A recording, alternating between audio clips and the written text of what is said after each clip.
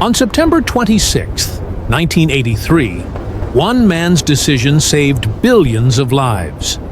His name wasn't in history books. He received no medal. In fact, he was reprimanded for what he did. But make no mistake, without Lieutenant Colonel Stanislav Petrov, you wouldn't be watching this video, because none of us would be here. This is the story of the man who prevented World War III.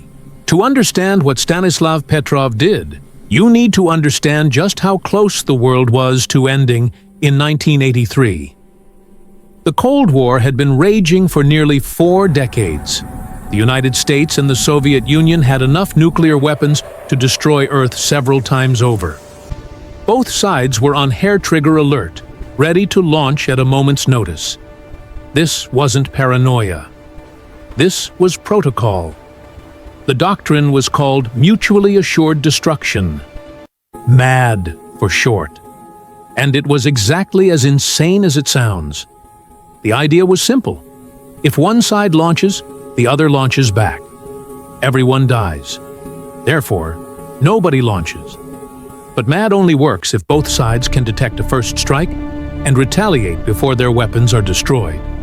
That meant surveillance, satellites, radar, and most importantly, early warning systems. The Soviet Union had just installed a new satellite-based system called OKO, which means eye in Russian. It was designed to detect missile launches from the United States the moment they happened.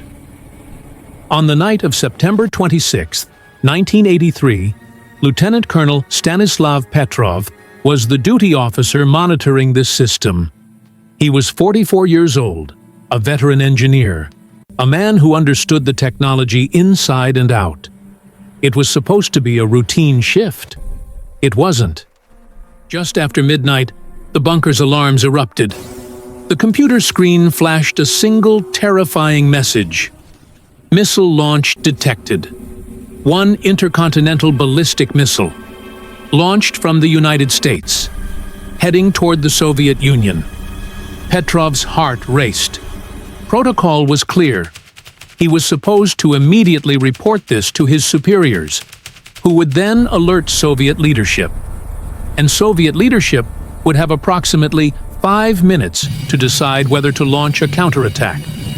5 minutes to decide the fate of humanity. But Petrov hesitated. Then the system detected a second missile, then a third, then a fourth, then a fifth. 5 missiles, all confirmed by the computer system. Confidence level, maximum. The bunker descended into chaos. Officers were shouting.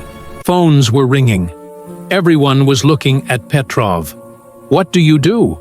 The computer, the most advanced early warning system in the Soviet arsenal, was telling him with absolute certainty that nuclear war had begun. But something didn't feel right. Petrov's mind was racing through possibilities. First, why only 5 missiles?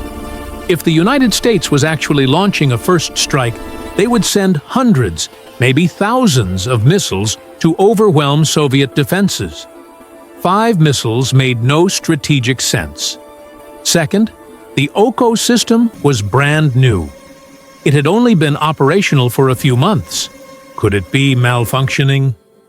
Third, ground-based radar wasn't showing anything. Only the satellites were detecting launches. Shouldn't both systems agree? The pressure was unbearable. Soviet protocol demanded he report the attack. Every second of delay could mean the difference between retaliation and annihilation. His